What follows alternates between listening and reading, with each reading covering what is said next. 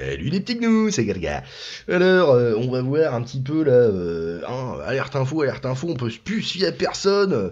L'ex-taulier de la DGSE, il est mis en examen pour complicité de tentative d'extorsion. Oh là là là là, j'allais faire une trad, c'est joli ça. Alors c'est un article de Actu17.freux. Un homme d'affaires accuse la DGSE dirigée à l'époque par Bernard Bajolet, alors c'est lui, d'avoir fait usage de la contrainte pour lui réclamer de l'argent en 2016. L'ancien patron de ce service de renseignement a été mis en examen.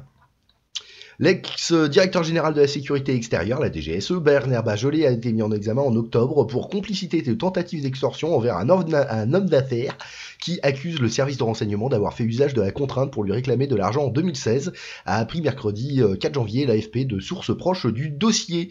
Bernard Bajolet, à la tête de la DGSE, d'avril 2013 à mai 2017, avant de prendre sa retraite, a aussi été mis en examen pour atteinte arbitraire à la liberté individuelle par personne dépositaire de l'autorité publique. Boudiou. Tout ça a ajouté sa source confirmant une information du journal Le Monde.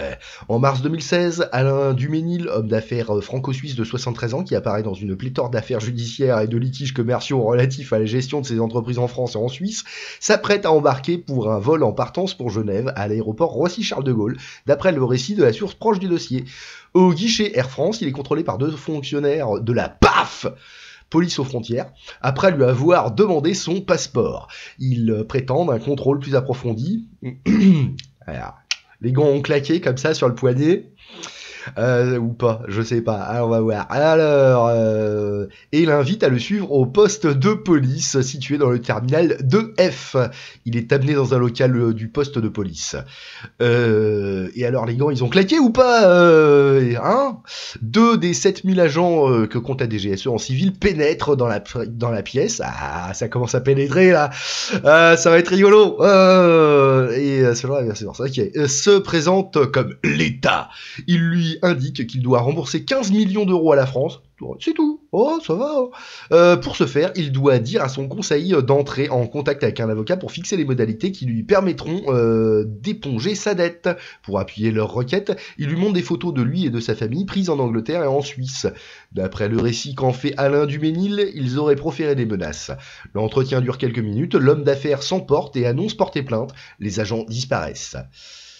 En octobre 2022, Bernard Bajolet a été entendu et mis en examen. Il explique au juge d'instruction avoir validé le principe d'une entrevue à l'aéroport, mais ne pas être entré dans les détails de sa mise en œuvre. Les noms des services et personnes chargées de ce dossier, ainsi que ceux des agents ayant mené l'entretien, ne seront jamais divulgués, protégés par le secret défense. Il a bon dos le secret défense des fois. Pour Bernard Bajolet, l'objectif était une prise de contact courte et sans contrainte avec un homme considéré par l'institution comme insaisissable et avec qui de nombreuses tentatives de prise de contact antérieures ont échoué. C'est une avancée qui est attendue de longue date et qui n'est pas encore un aboutissement final, mais qui est très clairement remet en cause les pratiques de la DGSE dans le cadre du traitement de cette affaire, ont déclaré à l'AFP maître Nicolas Huc Meurel et William Bourdon, avocat d'Alain Duménil. Ah, mec, tu dois 15 millions d'euros, ça va, t'as 3 connards qui viennent te secouer un petit peu les puces, moi je vais dire, moi au pouvoir, c'est pas les puces que tu te fais secouer, hein. Par contre, tes rotules, elles vont prendre un coup. Bah bref, bon, si ça vous a plu, pouce en l'air, pouce dans le cul, cloche sur la tête, fagostina, le replay, abonnez-vous. Allez, bisous les petits gnous, à plus.